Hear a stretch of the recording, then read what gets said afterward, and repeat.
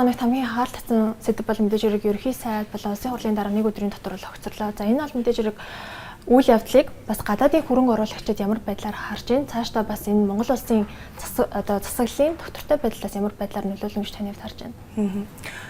За энэ өдрийн мэндийг та бүхэнд хүргэе. Улс төрийн докторгүй байдал бол одоо яг манай улсын хувьд засаглалын хямрал болж байна. Энэ бол хөрөнгө оруулагчдын хувьд ч гэлтгүй одоо зүгээр аж төрж байгаа иргэн хүртэл нөлөөлж байна. За бид нар болохоор энийг яг олон улсад бас харж байна л да. Франц ч юм уу, Их Британд ч юм уу засаглалын тодорхой хэмжээний одоо цагаатын бодлогоос хамаарат хямрал үүсэж байгааг бол харж байна. Гэхдээ Монгол улсын хувьд бол илүү авилгатай авилгаас шалтгаалаас үүдсэн засаглалын хямрал гэж харж байгаа. За хөрөнгө оруулагчдын хувьд хамгийн их санаа зовж байгаа зүйл юу вэ гэхээр одоо хууль эрх зүйн орчин докторгүй болж байна. Бас маш олон хуулиуд хүлээгдэж байсан батлагдахаар тэгээд одоо эдгээр хуулиуд яах вэ? Цаашаа бодлого үргэлжлэх үү гэдэг дээр бол их санаа зовж байна. За цаашдаа улс төрийн одоо энэ хямралаас болоод хөрөнгө оруулагчдын итгэл бол маш ихээр буурч байна гэж байна. Цаашдаа 2026 онд хөрөнгө оруулагчдын итгэлийг бас сэргээх чиглэлээр ямар арга хэмжээнүүдээс хэрэгтэй гэж таны харж байна. Ямар ч тач тогтвортой байдал тэгэхээр төрийн бодлого залхамж халаатай байх хэрэгтэй. Одоо бид нар эхнээсээ ингээл одоо санаа зовх зүйлүүд эрсдлөө зөндөөх байна л да. Энэ мэдээлэл чинь зөвхөн ингээ Монголд байхгүй те олон улс даяар ингээ шууд харж байгаа. За тэгэхээр засгийн газрын гаргасан бондуудын үн буурах эрсдэлтэй цаашлаад бол биднэрт бол бас мэдээж нөгөө улсын зээлч зэрэглэлээр саяхан Moody's яг B1 болгоод зарлж байна л да. Гэхдээ энэ өөрөө нэг өдрийн дотор хийгдэж зарлагддаг үнэлгээ биш те. Тэрний өмнө болохоор 9 сард Fitch үнэлгээтэй болохоор B+ гэж үнэлжсэн доктортой. Гэхдээ одоо энэ үнэлгээнүүд бол хэзээ ч өөрчлөгдөх боломжтой. Тэгээд энэ дээр бид нар бол бас болгоомжтой хандах хэрэгтэй. За улсын зээлч зэрэглэл буурах юм бол хэрвээ буурах юм бол манай томоохон аж ахуйн нэгжүүд, банк санхүүгийн байгууллагууд хөрөнгө татахад тэр нь илүү зардалтай болно, үнэтэй болно гэсэн үг. Явандаа манай эдийн засагт бол сөргөөр нөлөөлнө, зээлийн хүүснэ, за аж ахуйн нэгжүүдэд бол бас дарамттай болно гэсэн үг. Тэгэхээр энэ эрсдлийг бид нар яаж хаах вэ? Улс төр доктортой авах хэрэгтэй. Бид болохоор хөрөнгө оруулагчд бол одоо альва нэг намын эвсэл эсвэл одоо альва нэгэн улс төрчийг харж биш яг Монгол улс гэдэг өөрөө одоо бизнес хамтраад хийхэд түнш байж чадах уу, доктортой байж чадах уу, найдвартай байж чадах уу гэдгийг л хардаг байна.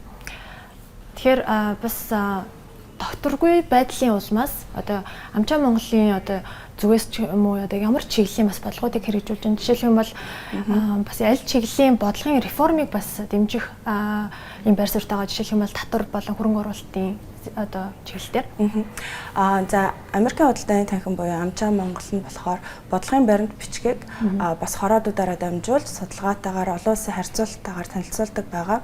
За бид өнгөрсөн хугацаанд болохоор татварын реформыг бол дэмжиж байсан. Одоо ч гэсэн дэмжиж байгаа. Гэхдээ цогц цаг реформ хийгдэх хэрэгтэй. Нэг хоёр зүйл заалт өөрчлөгдөө зогсохгүй те. Яг цогц реформ хийгдэх хэрэгтэй. Дагалдах хуулиуд бас өөрчлөгдөх хэрэгтэй. За тэгэхээр татварын реформыг бол бидний хувьд буюу бизнес эрхлэгчид дэмжиж байгаа.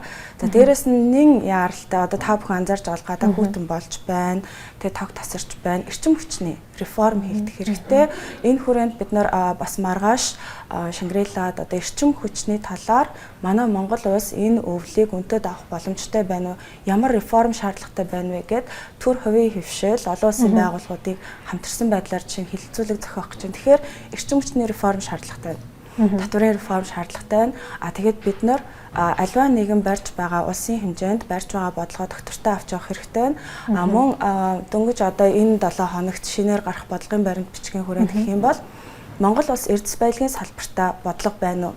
Стратеги барьж гин үү гэдэг дээр бид нар бас дэмжиж ажиллахыг хүсээд энэ чиглэлд ямархуу бодлого баримталж байгаа гэж хөрөнгө оруулагчдад харагдаж байна вэ гэдэг өнцгөөс нь бодлогын баримт бичигдээд энэ 7 хоногт гарах гэж байгаа. Тасаас сэргээх эрчим хүчний чиглэлээр бас байр суурь илэрхийлсэн. Тэгэхээр сая сүүлч гэсэн бас Европын албатай нэлээдгүй том хэмжээний дүнтэй сэргээх эрчим хүчний салбартаас хэсэл ихээр болсон шүү дээ. Тэгэхээр ер нь цаашдаа сэргээх эрчим хүчнээс гадна уурхаа байна уу эсвэл мэдээллийн технологи ноён салбар руу бас гадаадын хөрөнгө оруулалт чиглэх одоо төлөвт ажиллаж байгаа л.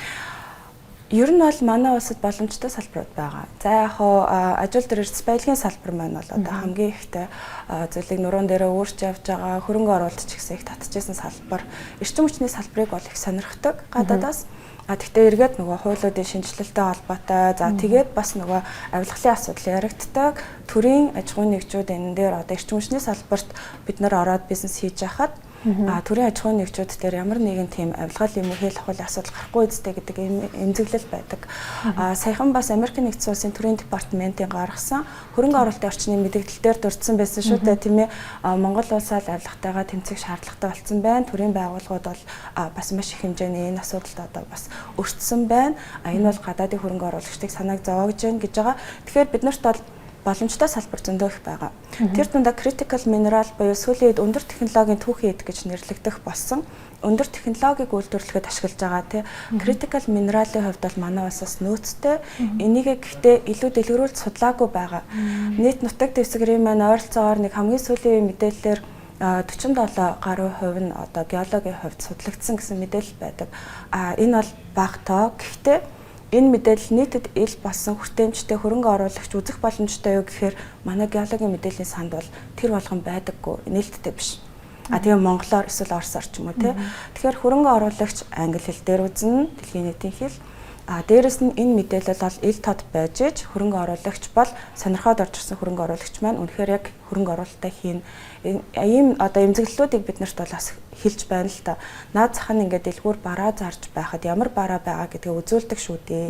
Тэгэхэд Монгол улс яагаад ингээд геологийн мэдээллийн сангаа нээлттэй үзүүлэхгүй байгаа юм бэ? Мэдээлэл нь яагаад ийм хоцрогдсон эсвэл одоо шууд үзэх боломжгүй цахим биш байгаа юм бэ гэд. Тэгэхээр энэ бол энгийн юм шиг мөртлөө хөрөнгө оруулагчаа хамгийн наад захын манай хамгийн ирээдүйтэй салбарын эмзэглэл санаа зовоож байгаа асуудал. Тэгэхээр бид нар энгийн зүйлээсээ эхлээд засах хэрэгтэй байна. Тэгээд маш хурдтай засах хэрэгтэй.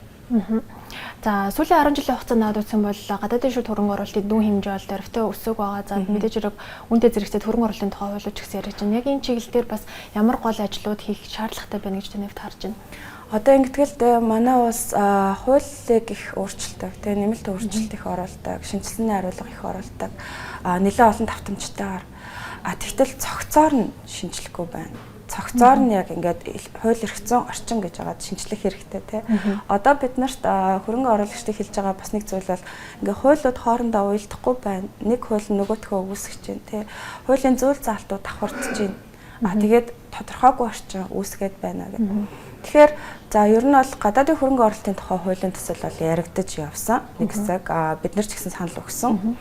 Тэгээ хувийн хвшлээс санал авч агаад гэхдээ гадаадын гэж тодтогч байгаа дээр бол хөрөнгө оруулагчид өөрсдөө бас сөргөөр харж байсан. Дотоодын ч гэсэн хөрөнгө оруулагчид ямар заалт байгаа нь ямар татварын урамшуул байгаа, ямар хөнгөлөлт байгаа. Тэр нь бол ижлэгэн байх хэрэгтэй. Ийм ялгуурсан хууль бол байхад хэцүү болохгүй гэдэг ийм мессежүүдийг өгч байсан. За энийг бол бид нэр дамжуулаад одоо сүүлийн байдлаар яг бидний авсан мэдээлэлээр гадаадын хөрөнгө оруулалтын тухай хууль гэхээсээ илүү хөрөнгө оруулалтын үндсэн манай 2013 оны маш сайн хууль байгаа шүү дээ. Засах шаардлагатай зүйлсүүд байгаа. Гэхдээ тэр хууль дээр нэмэлт өөрчлөлт оруулаад хангалттай байна гэдэг ийм санал өгсөн байгаа.